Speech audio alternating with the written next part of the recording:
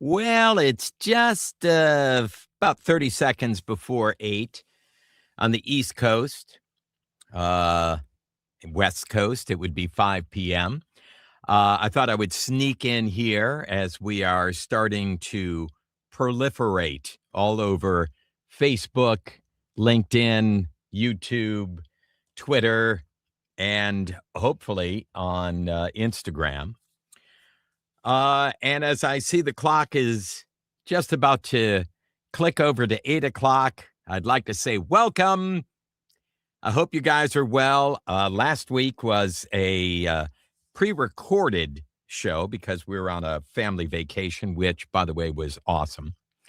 And tonight, well, we're going back to the 1990s in a time when Fox paid $3 million up front to the star of a brand new show. Plus, they spent another $1 million to lease and renovate a legendary Hollywood theater on Sunset Boulevard where it would be shot.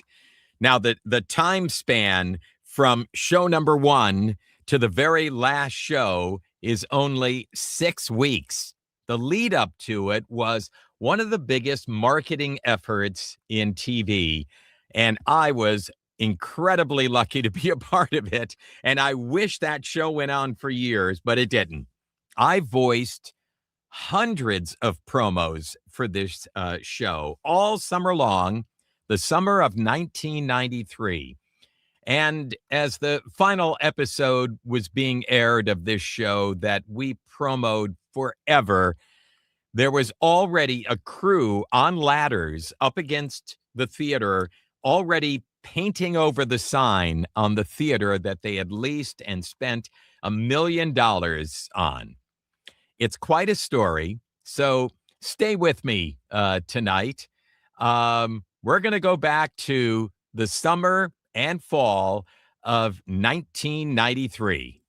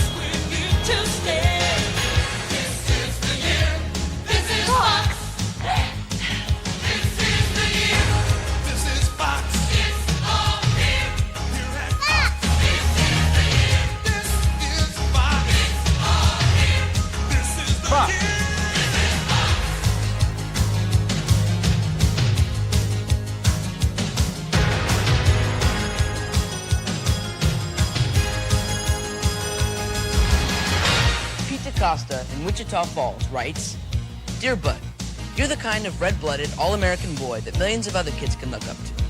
Thank you. Do you have any naked pictures of your sister Kelly? Would you like glossy or matte finish?" Rick Lowe in San Antonio, Texas writes, "Dear Richard and Linda, what would you like Amanda to be when she grows up? It's It's true, every parent wants the same thing for their child. Richard and I are no exception. Call us old-fashioned, call us corny, but we really don't care what Amanda does, as long as she doesn't drive, date, or leave the house. This is the year. This is Fox. It's all here. Here at Fox. This is the year. This is Fox. It's all here. Whoa, this is the year. Bill Evans from Mobile, Alabama writes, Dear Richard, are you the same Richard Grieco I caught hot wiring my red Porsche 3 years ago? No, I had this thing for red Ferraris. Never Porsches. You have me confused with another Richard Grieco. Sorry. This letter comes from Barbara Ettrick in Salinas, California. Dear Peg, Elizabeth Taylor and Cher have their own special fragrances. What's yours? Well, right before Al comes home, I like to dab a little lemon pledge behind my ears. Makes him think I've been cleaning. This is the year. The year for Fox. Yes! You gotta believe it. No looking back till we're on top. Whoa, I need. Turn the song and now it's back. Gonna like having us around. This is the year. This is Fox. This is the year. This is the year.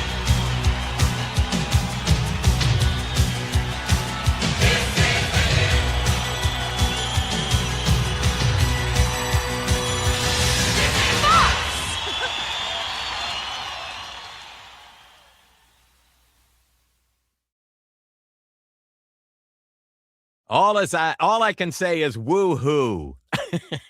I love that image piece. I mean, that is awesome. Well, it's Thursday night. It's a little after 8 o'clock on the East Coast.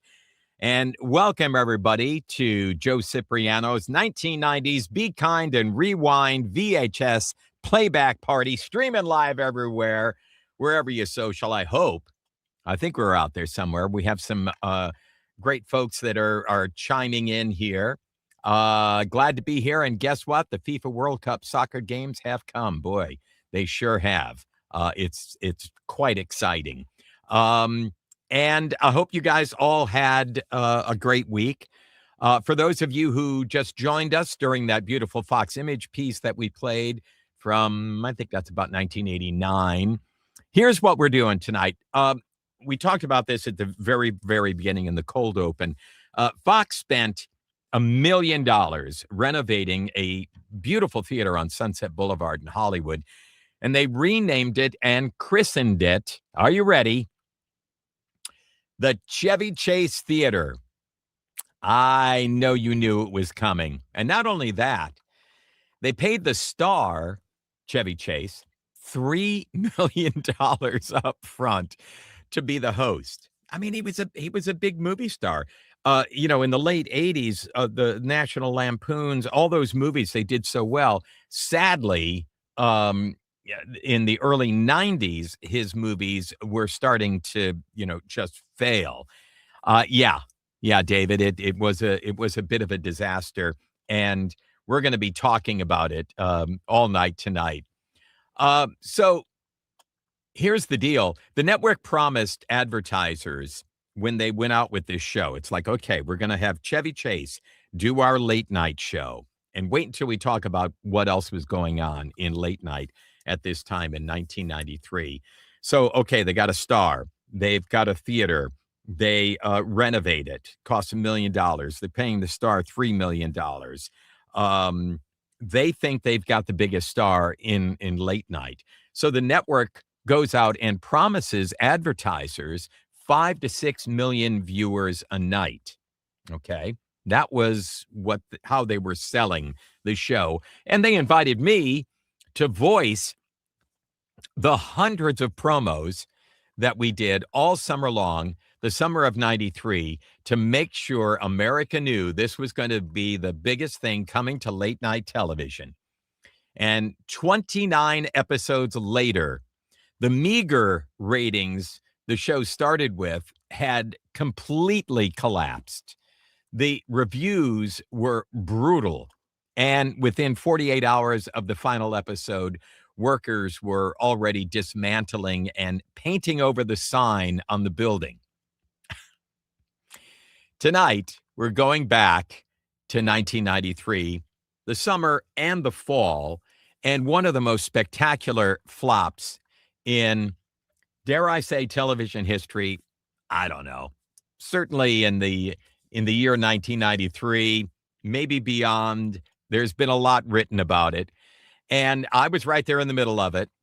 There is also a brand new documentary that's out right now about Chevy Chase that is getting a lot of attention. I don't know if you guys have seen it. I've seen it. So the timing couldn't be, really more perfect. Let's take a little bit of the documentary here and take a look at the portions of the trailer. I'm just trying to figure you out. It's not going to be easy for you. He's the asshole who you love. Can I say asshole? A lot of people will, unfortunately. Chevy had massive movie star hits. And then, of course, it went downhill from there. We're not rolling. Are we rolling? Yes, we are. This whole time? To understand why Chevy Chase and the show, that was such a big deal, you have to understand what was happening in late night television back in 1993, okay? Let's go back there. You guys think about this, and I'm going to switch over here to the comments. I'd love to hear what your experiences were. I know a lot of you were pretty young. Maybe many of you were not able to even stay up for a late night show. But I would love to hear, your thoughts about the show. By the way, Jim, we're going to talk about Tom Scott. Can you do me a favor? I know, Jim, you look up everything. Why was it called the MBC Orchestra? It's so confusing when Chevy would introduce his band and say Tom Scott and the MBC Orchestra, which sounded like NBC Orchestra, and the show was on Fox. I don't know. Maybe you could figure that out for me and find out what MBC stands for. So, okay. 1993, Johnny Carson had just retired after nearly 30 years on The Tonight Show, and suddenly every network saw an opening. There's a big opportunity, and they were, you could say they were scrambling to fill the void. Now, here's what happened on August 30th, okay? This is right at the end of summer 1993, before Chevy Chase premieres and before another late night show premieres. David Letterman premieres on CBS after many years on NBC, and his caustic relationship with NBC, and then the big switch to CBS. And talk about theaters. I mean, here Fox has renovated this beautiful theater on Sunset Boulevard that was once the Aquarius Theater, and we'll talk about that legendary theater that goes way, way back. And so CBS took over the Ed Sullivan Theater and kept the name Ed Sullivan Theater and put David Letterman in there. This was the very first night of the Letterman Show. Just a little bit here, about 2 minutes. August 30th, 1993 on CBS. That's Channel 2 News at 11 for this Monday night. I'm Dana Tyler. And I've already asked to stay tuned next for the premiere of Late Show with David Letterman. We've been waiting for that, haven't we? Have a good night. See you tomorrow. Have fun. This is CBS.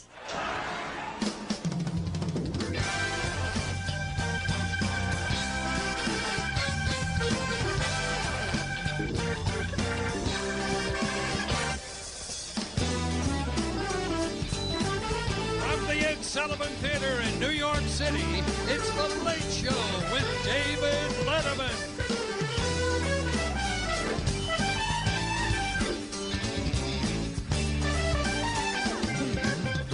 Tonight, Bill Murray and Billy Joel.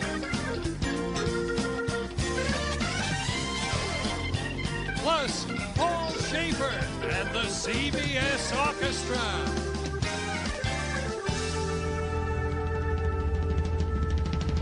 Ladies and gentlemen, one of the greatest novelties, a fabulous boy prodigy. The most amazing of all the chimp acts that have ever come to show business.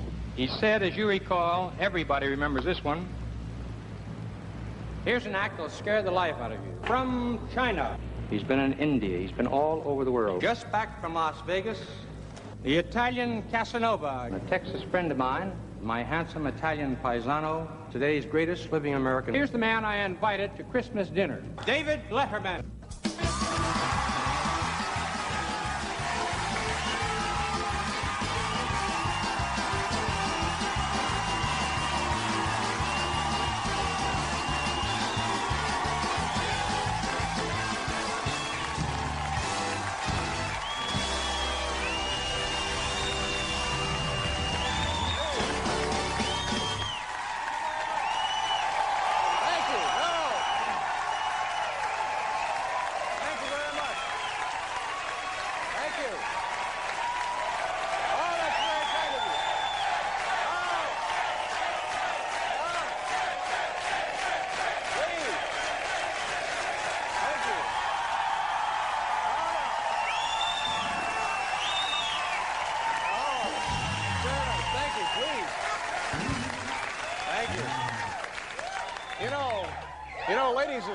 Ladies and gentlemen, hold it here. Hang on a second.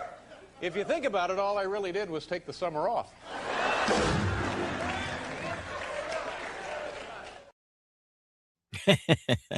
So that was the first night. You know what?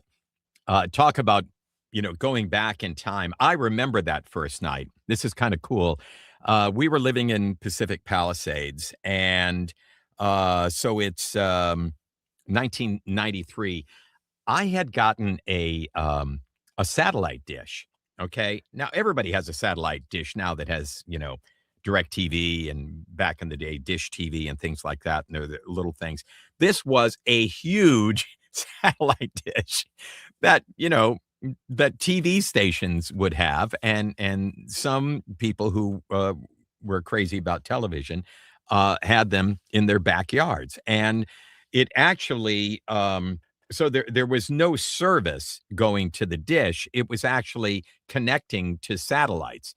And so you could, switch around and you get to know where everything is. The fun thing about it was getting to watch the up feeds of live events. Like I used to watch a lot of golf coming up from the golf course, wherever they were. So no commercials. And it was never during the commercials, they were still talking, and quite a lot of stuff was going out over that dish. And it was fun to be able to do that. And so there was a lot of that going on. So we're on the West Coast back in the day.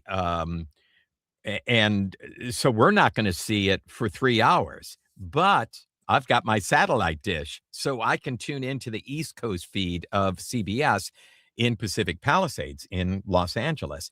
And I remember our friends from across the street, the Patty Black and Peter Black and their kids, and my friend Russ Hunsaker up the street, and I think the Zaloom family and the Lloyd family. Everybody had come over. We had food, we were barbecuing, and we were watching the Letterman show, at what would that be, about 8:30, I guess. So that was kind of cool. So that's what's happening, first of all, okay, before Chevy Chase gets to premiere on August 30th, Letterman premieres. Now, guess what? There's something else going on in late night, okay? And you probably are already there before me. A young guy with hardly any TV experience, but a very funny guy and a great writer, a writer on The Simpsons. Speaking of Fox, geez, you think Fox might have gone with Conan O'Brien. Conan O'Brien launched late night on NBC on September 13th. Okay, so you got Letterman August 30th. Conan goes on September 13th. And before I play a snippet of the first Conan show on NBC, there is a thread that kind of ties together Letterman's first show to Conan's first show. And that thread includes NBC News anchor Tom Brokaw. Okay, first of all, NBC anchor Tom Brokaw showed up at the Ed Sullivan Theater, CBS, okay, on Letterman's first show. Here it is. From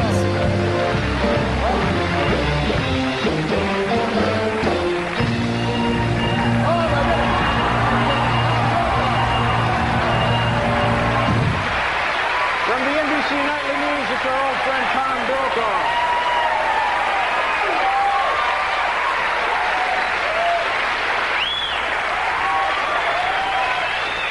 Dave, big night for you. I wanted to come across the street and say hello and, wish you well, wish you reasonably well. But I'm a little shocked, frankly.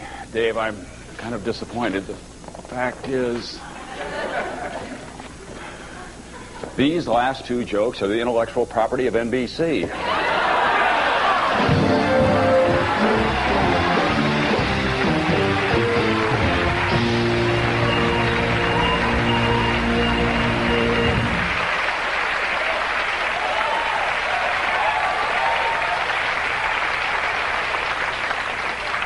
Who would have thought you would ever hear the words intellectual property and NBC in the same sentence? Yeah, Dean. The old VCR tracking. Well, it is the 1990s VHS playback party. So there you go. Now, okay, so Brokaw shows up over at CBS. He's still the anchor at NBC to have that little bit with Dave over there. Now, you're also going to see how that relates to Conan's first show at NBC. We're going to play that for you. Now, the intro to Conan's show was very long. Essentially, it was him walking the streets of New York City towards 30 Rock. And along the way, he would run into, just everyday people who were saying, you better be good. You better be good. Lots of pressure. There's lots of pressure on you. I mean, it just went on. It had to go on for about 10 minutes. And this is the intro of the new show. And then he walks into, in the door of 30 Rock and up the elevator to his studio. And we'll pick it up there. And then we'll see how this relates to the Letterman first show. Hey, Conan, Tom Brokaw, I just want to be the first to welcome you to NBC. Thanks, Tom. And best of luck to you. Oh, and Conan, one more thing. You better be as good as Letterman, or else.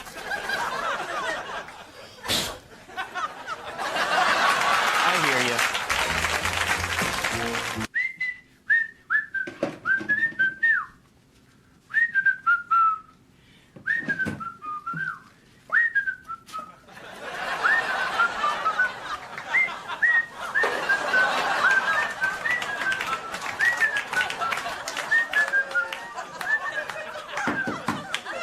Mr. O'Brien. Now, or do I have a minute? Right now.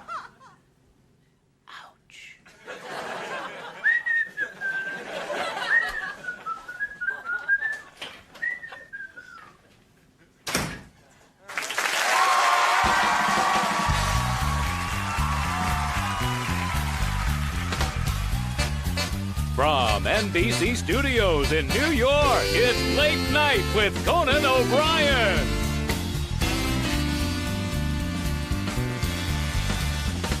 Tonight, John Goodman, Drew Barrymore, and Tony Randall with the Max Weinberg 7.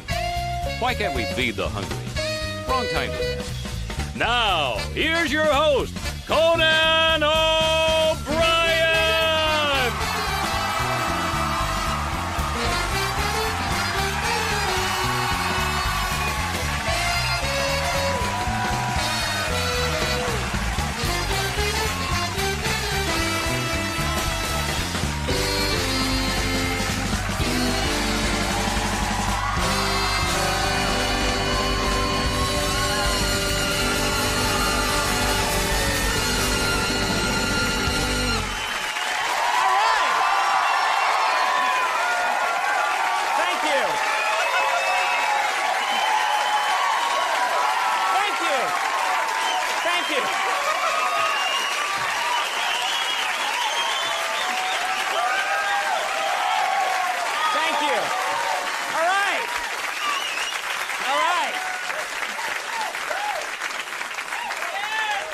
Something's wrong.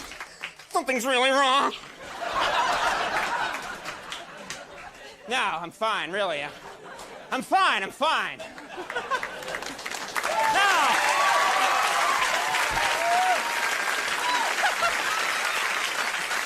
All right. Well, I've been in show business now 45 seconds, and this is the nicest reception I ever had. Thank you very much. It's incredible to see Conan back then, 1993, and now today, and what he has gone through, from that, and then through the Tonight Show, and then his cable shows, and it just goes on and on and on. And it's amazing how young Conan is, and I got to say how he really looks terrified to me. So, okay, so we've laid out, what's going on there. There's a lot happening in late night in 1993. Carson's gone. Letterman moves to CBS. Conan's at NBC. And let's see. Conan is hired to replace, I'm trying to remember. Conan was hired to replace Letterman at NBC. Okay, he premiered on September 13th. And then literally in the middle, August 30th for Letterman, September 13th for Conan, right in the middle of all of that, the Chevy Chase Show premieres on Fox on September 7th. So you've got 3 new late night shows in 3 weeks on 3 different networks. It was truly the late night wars, and Fox really believed they had the biggest star of the 3. I mean, really, Conan. And Letterman, he was a big star. He was huge at NBC, but Chevy was a movie star. And because of that, they gave the green light, as in green money, to create and run on the air as many promos as they possibly could leading up to that September 7th premiere. The summer of 93 was a very, very good year for young Joe Cipriano. I can tell you that. Let's take a look at just some of the promos. He's still not ready for prime time, but he's coming to late night on Fox. The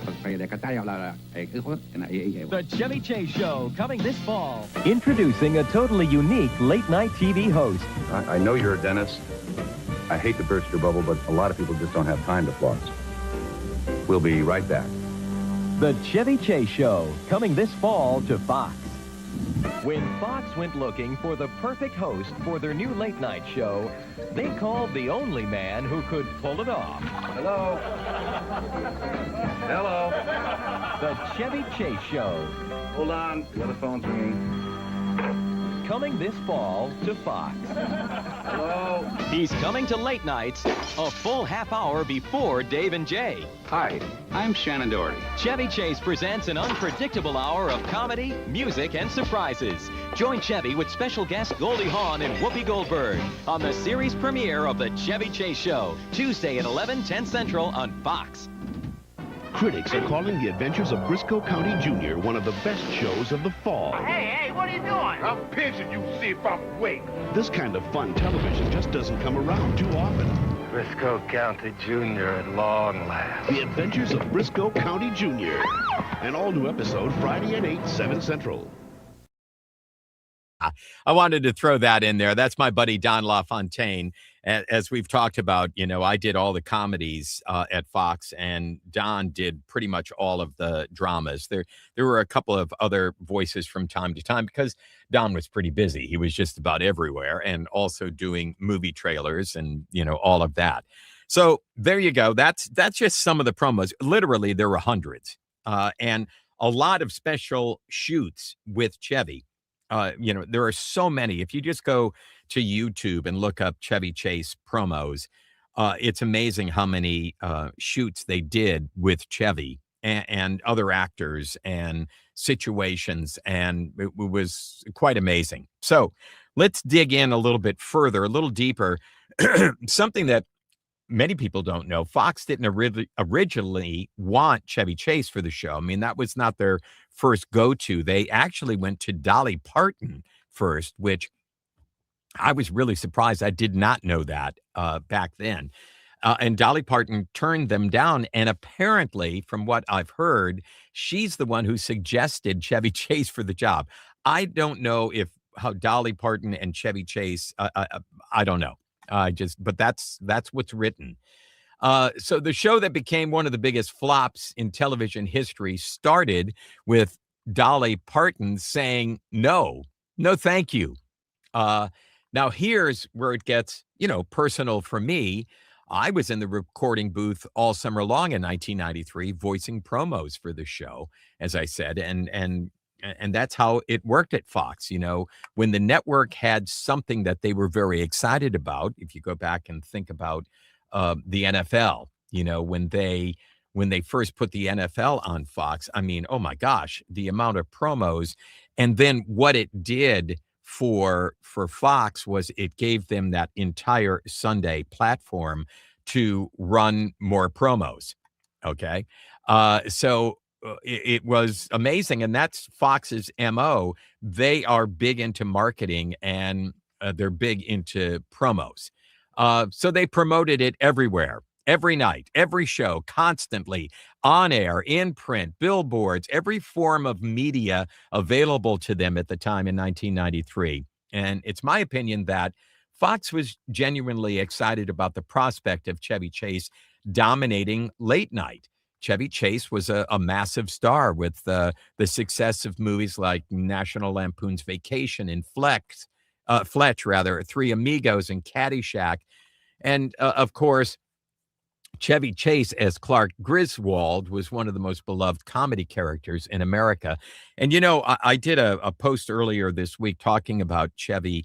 And in it, I said, there weren't a lot of people who liked Chevy, and then demonstrated with a lot of people saying things about Chevy. And saw a couple of really good comments saying, gosh, I love Chevy, and I loved all of his movies. And it wasn't that the audience didn't like Chevy. It was that the people that worked with him, I think, had issues with him. He was a handful, as I have said, for other people in the business that you come in contact with, and he could be very difficult to work with. So during that time, when I was in the booth that summer reading these promos, I believed in what I was selling, and I was convinced we were in for a long, long ride. And let's see here. I'm trying to see what is coming up next. I see the Chevy Theater. Okay, let's talk about that. I gave it everything that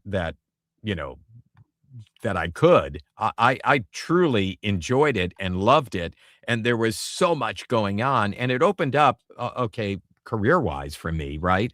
I'm doing primetime and I'm doing the comedies. And now all of a sudden we've got late night, and it's a daily. So we're doing promos for that. And once the show premiered, it was great. I mean, I was doing a lot of work. So again, I'll go to you guys. Do you remember what you were doing in the summer and the fall of 93? Were you excited for this show? Did you think that Chevy Chase was going to be great in late night? Hop on the chat and let me know, and I'll put them up there. Because I really do think that most of America was rooting for Chevy and rooting for the show. The show had everything going for it. On paper, it had Chevy Chase. It had a $1 million theater renovation in the heart of Hollywood. They had a cool house band. On the set, there's a tank with live fish, the basketball hoops, a desk with a built-in piano. And just a quick note about that $1 million theater renovation on Sunset Boulevard. Ironically, for me, the theater on Sunset was pretty much right across the street from the building where I worked when I was on Kiss FM. Kiss FM was located across the street, and that's where I was on the air back in 1988 when the head of promos for Fox heard me filling in the afternoon and hired me to be their voice. So it's kind of a cool coincidence. So let's take a look at the dedication of that new building, the theater. Once the Aquarius Theater and now officially being changed into the Chevy Chase Theater. Here you go. So I gather the next thing we're going to do is dedicate the theater, which, as you know, is that beautiful building. Oh, no, it's the building behind us. But, Johnny, you want to say a couple of things here? Thank you, Chevy. And now Chevy will christen his new home with champagne. Not in a bottle, but in a water balloon. Chevy will fire the champagne at theater using a slingshot made of surgical rubber tubing.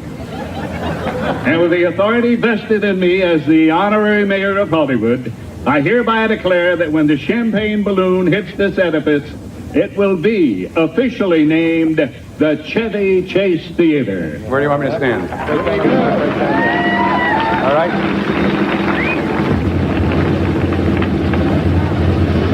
How far back? Are we ready?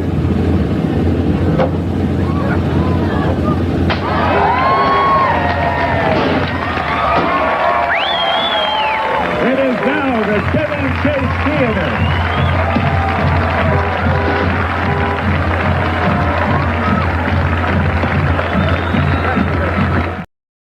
So we've got the theater, a ton of promotion, a famous host, and how about the guest list for the first week? Goldie Hawn, Whoopi Goldberg, Martin Short, Jason Priestley. That is a stacked opening week. And how about if we take a look at what the very first show looked like? And here it comes. What's the matter, Senor Luigi? You look a little nervous. I'm very nervous. Have you had anything to eat today? No. First night, opening night jitters, huh? Yeah. Well, you know, you really should eat something. Are you feverish? I don't think so. Well, let's check. Let's see here. No. A little bit warm. I think what you need is something to eat. No, I don't want to eat. My stomach is too nervous. I think what you need is a good tongue sandwich.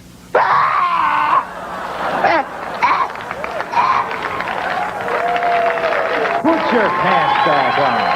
From Hollywood, it's the Chevy Chase Show. Tonight, not one, but 2 Academy Award-winning actresses, Goldie Hawn and Whoopi Goldberg. Tom Scott and the NBC Orchestra.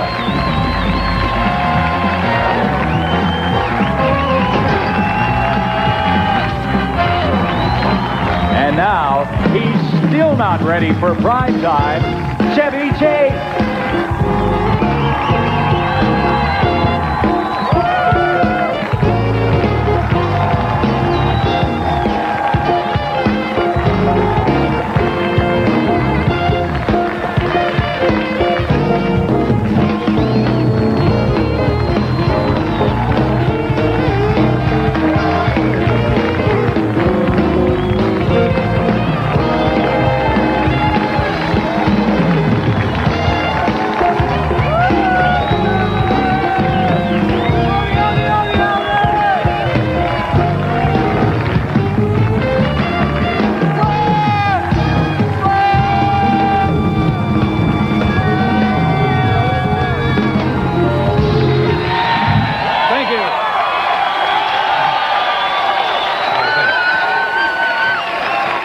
Thank you very much. Hello. All right, please.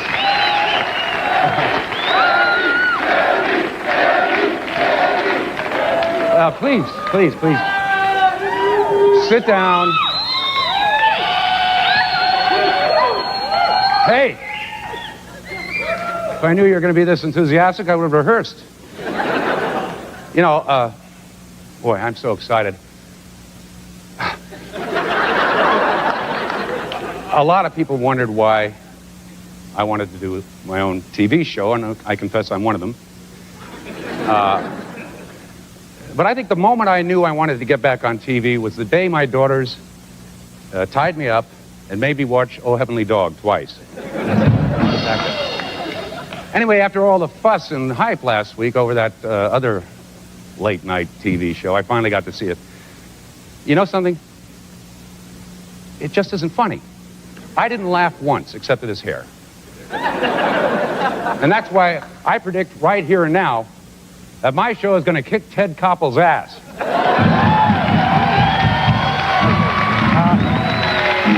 But we have a great show.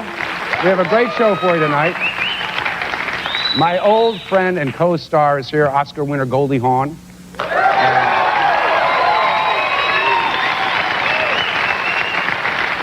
Also another Oscar winner and good friend, Whoopi Goldberg. Plus a man who won a special Oscar for basketball, Sam Archer. But first, say hello to Tom Scott and the NBC Orchestra. Okay. You know, it feels like the whole country wanted Chevy Chase to be great in late night. You know, my cousin Janet, my wife's cousin Janet just wrote on one of the comments that she was actually friends with Chevy, and they would, when in the Hamptons, they had a house in the Hamptons, that they would actually get together and play board games and things like that, and said his wit was just unbelievable. So, see, this is the thing. I think there were many facets of Chevy Chase. And, you know, if you watch the documentary, I mean, he could be incredibly mean, you know, sometimes. And then other times, remarkably warm and, you know, caring. I read something about some theater or something. I don't know if it was in the Hamptons that he helped save. So he's a complicated guy, and it seemed that something was kind of off from the very beginning when the Fox show started. By the way, my boss at the time, Fox chairwoman Lucy Salhaney, later said, and I'm quoting her directly here, about the first episode and the following episodes, and there weren't that many. She said he was very nervous.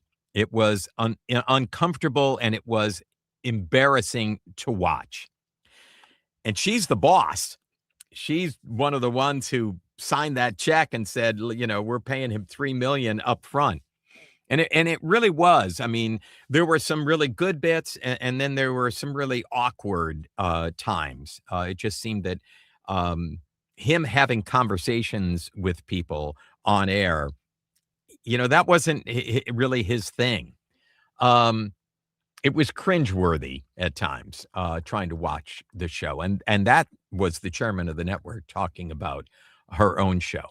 And here's where the numbers kind of tell the story. Fox had promised, right? Remember, I told you advertisers, they promised them that they would be able to bring in 5 to 6 million viewers a night. For context, Letterman was only guaranteeing 4 million in his deal. The Chevy Chase show was averaging fewer than 3 million. And I'm actually quite surprised that they were getting that. And in those final weeks, fewer than 2 million were tuning in. But besides the numbers, the reviews were brutal. Entertainment Weekly gave it an F.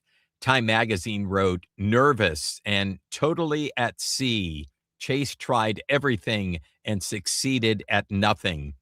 And then came October 17th, 1993. Just 6 weeks after the premiere, Fox pulled the plug. And I'll never forget it because my involvement, again, is just doing promos. Yeah, I have nothing to do with the show, right? I mean, sure, I drive by that theater every day, going to Fox and going to the different studios where we do voiceover. You know, with my buddy Don LaFontaine, we'd be literally, we'd see each other on either side of the road on Sunset Boulevard. He and his limo, you know, and his driver Clinton, and we would beep at one another and wave. But you know, I'll never forget it because, well, gosh, I was getting to do these great promos for late night, and it had opened up a whole new genre for me in the promo scheme at Fox. As I said, more than just primetime. So, you know, it was fun. it was creative. It was a different audience. And of course, financially, it was great as well because of all the work. But I know exactly where I was when I heard that it was canceled. I was in the Gelson's supermarket in Pacific Palisades. Raise your hand if you've ever been to Gelson's market. No, by the way, that is not me announcing. It does kind of sound like me a little bit. I'm not sure who the announcer was for the Chevy Chase show. Let's see, NBC, where we were talking about Tom's band, the NBC band. I'm not finding NBC Orchestra Mutual Broadcasting. I don't. Why would it be called the Mutual Broadcasting Orchestra? I'm not sure. Wonder what those critics would say about our show. Cartridge and Quest. Those guys are awesome. They had me on their podcast just last week, and it was so fun being with them. I think critics would have very favorable remarks for you guys. Ron Russ. Okay. I don't recall Ron Russ, and I knew a lot of the announcers of that time. Okay, where I was when I heard that the Chevy Chase show was canceled. I was in a Gelson's market in Pacific Palisades.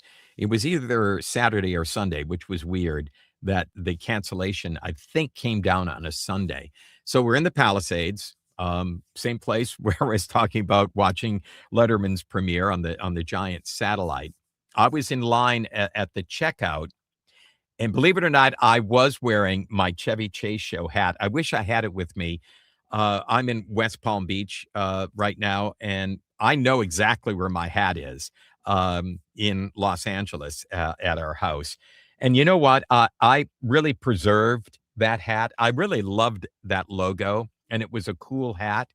I hardly ever wear that hat, and I would have it on tonight, but of course it's back in Los Angeles. But I was wearing the hat that Sunday at Gelson's, and in true Hollywood style, I heard the checker, the person who was checking us out, I'm like about 5 back.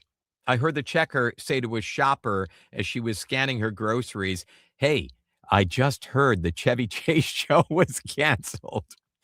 And I was like, what? I mean, I knew it was in trouble. We all knew it was in trouble, but I kind of figured, listen, Fox would hang with a show. There were times when they would cut something really quick. But they had a lot invested in this, and think of all that marketing, all that time and space and creativity and the theater and Chevy Chase and the money and the fact that, listen, anything could happen in late night. It's kind of like the broadcast news. Nobody watches news anymore. Whenever it goes on, it's 6 or 7 on the networks, and they have very little viewership, but there's stuff happening all the time. Anchors are changing, networks go up and down and all over the place.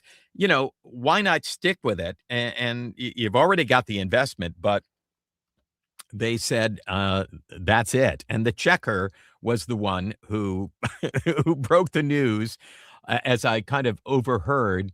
And it makes sense because Pacific Palisades is where a lot of movie, TV people, TV executives, Martin Short lived there, still does live there in the same house. His son was on my son Alex's roller hockey team at the park, at Palisades Park. Steven Spielberg's kids played t-ball at the Palisades Park. And by the way, at that time, obviously, there's no internet per se. There's no texting. Things were discussed and shared by word of mouth.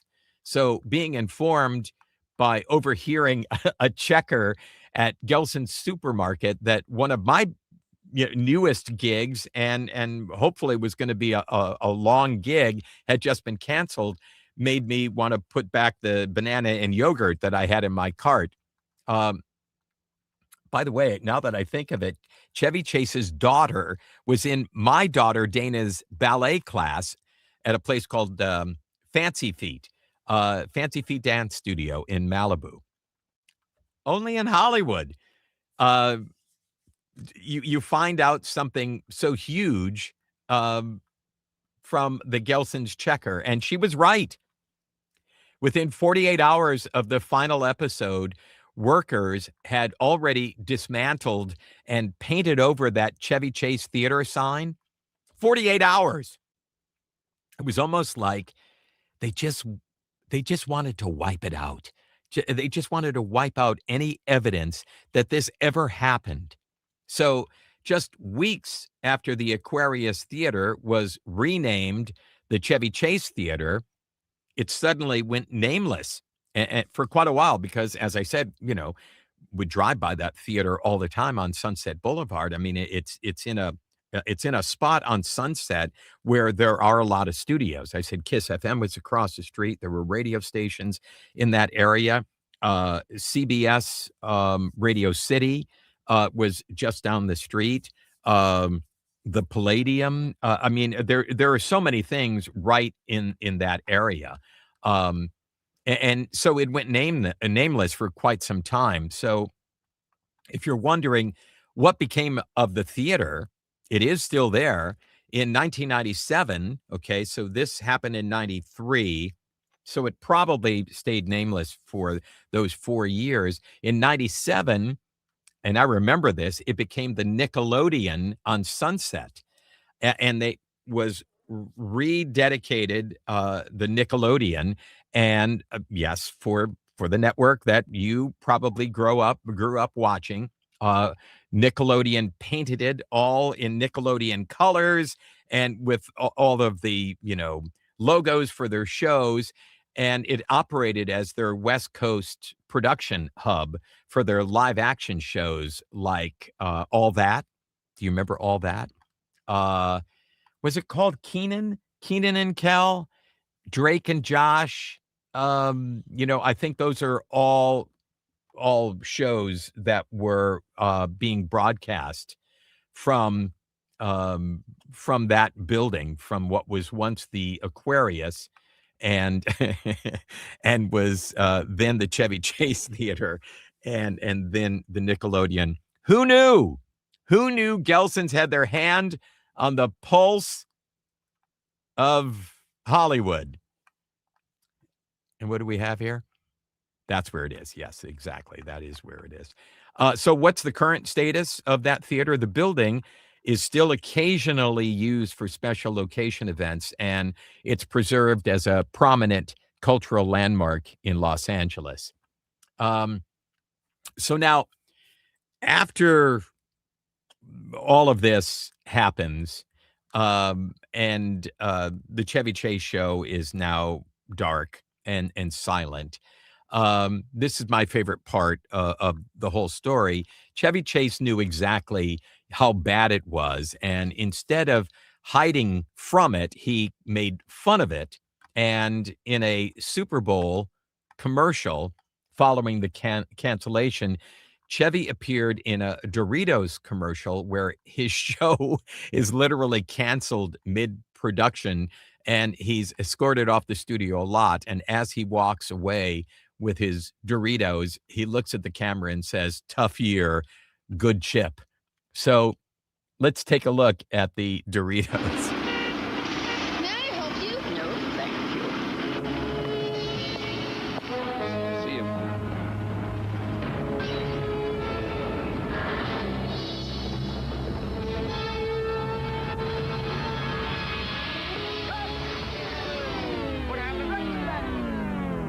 What happened? We gotta talk. Not right now. I'm in the middle of shooting a Super Bowl commercial. Won't take long, Chev. You're canceled. Canceled? Yeah, sorry. How do you get canceled out of a commercial? You're not getting the ratings, Chevy. Ratings? Demographics, all wrong. There's 4 or 5 other commercials the audience likes a lot better. They do? Oh, yeah. You're out, Chev. I like this stuff. Well, keep the bag, Chev. Oh, well, thanks. You're a sport and a terrific guy. You're good. You look great.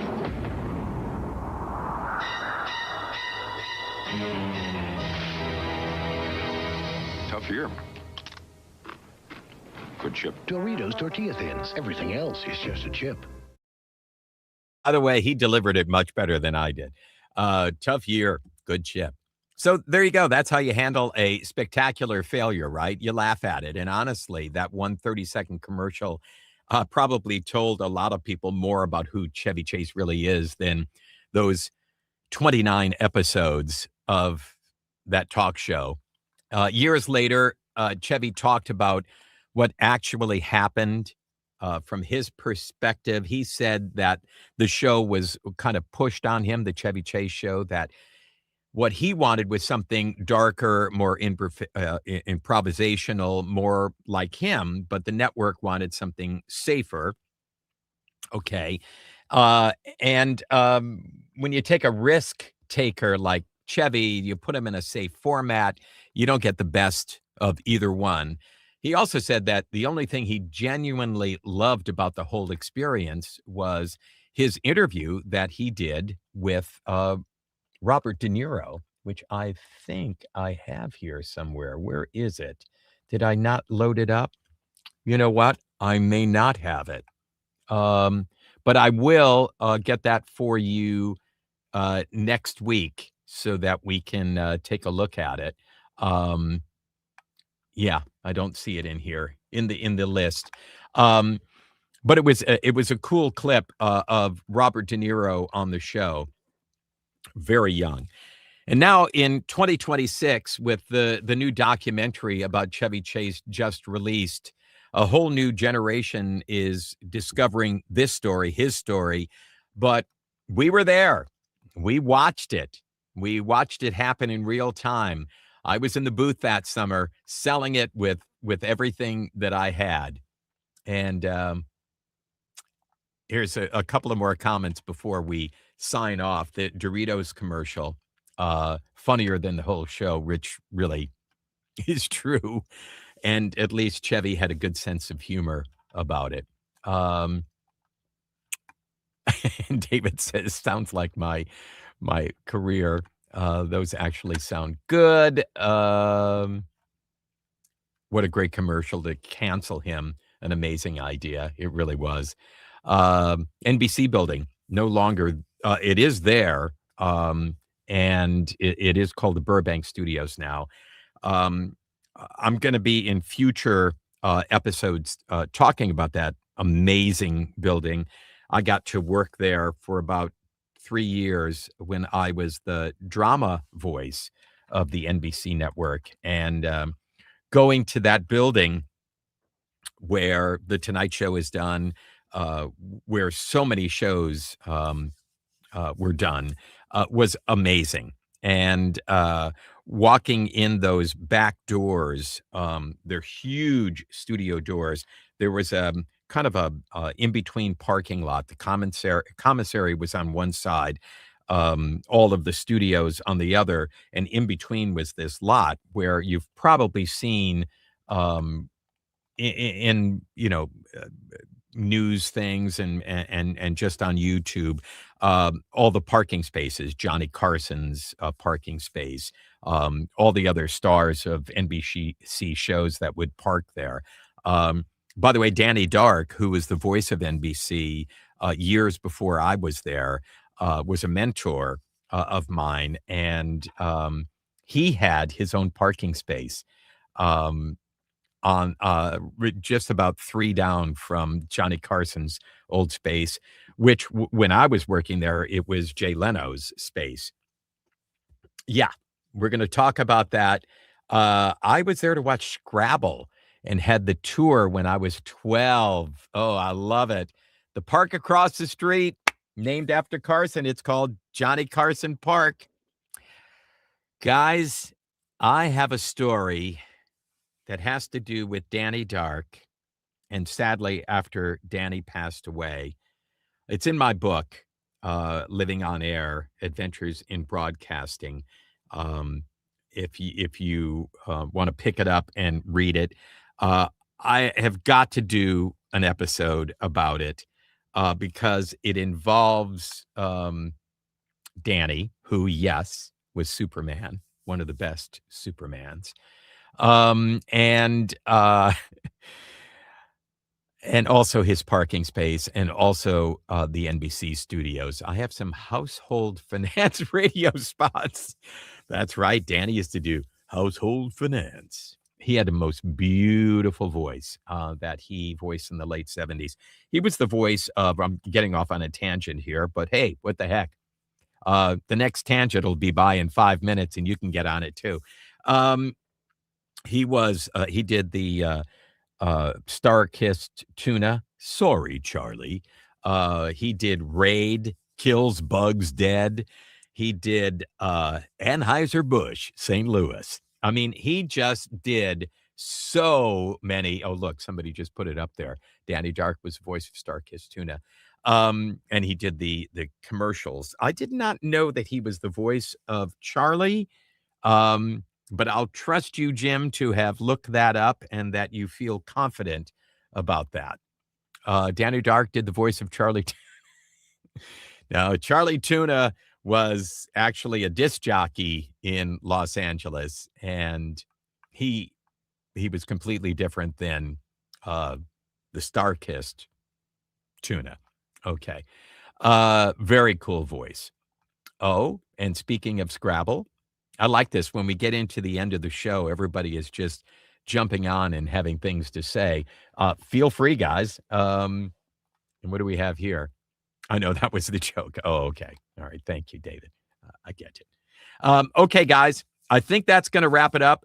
I'm excited about telling you that Danny Dark story at some point. I don't think I'll do it next week, but I will do it sometime soon.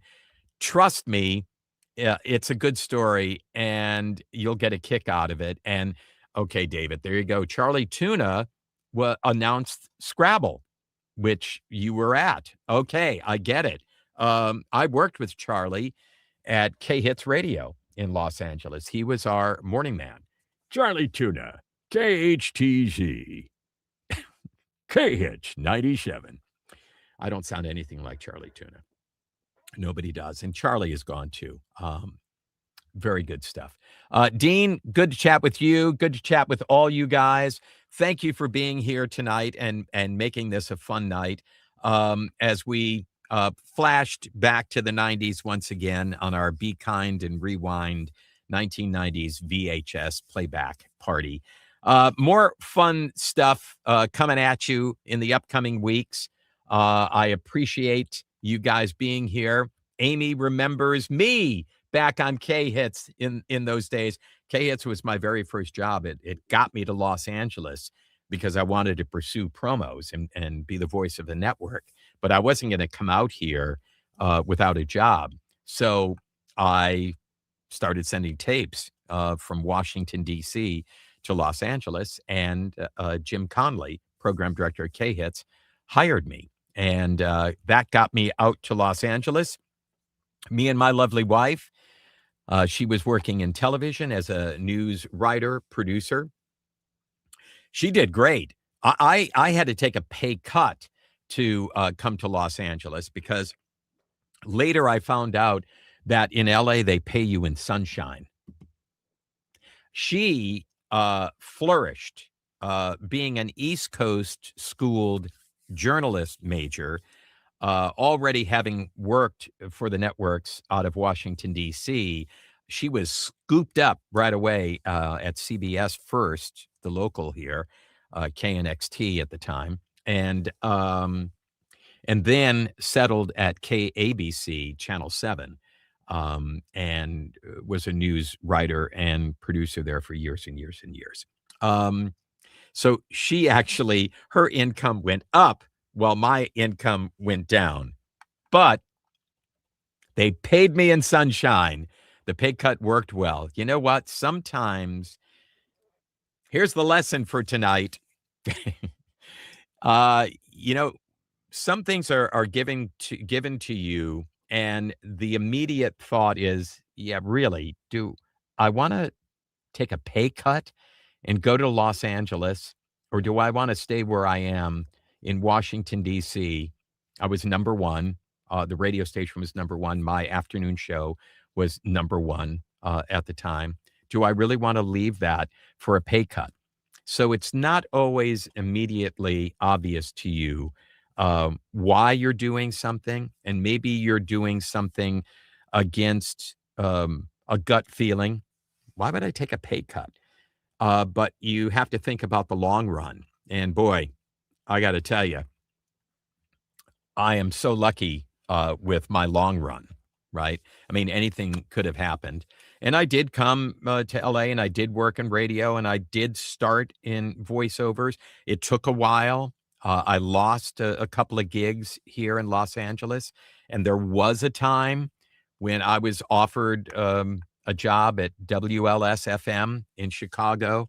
And I had a brand new baby and could work in Chicago in news. And I thought, should I go to WLS, and maybe I'll come back to LA and pursue this voiceover thing at some point.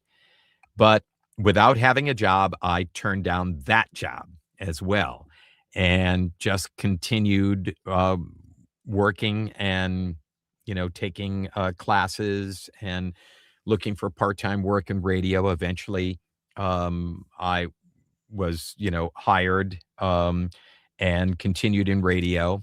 After K-Hits, I ended up at KKHR Radio. It's Scarborough, who's a program director there, hired me.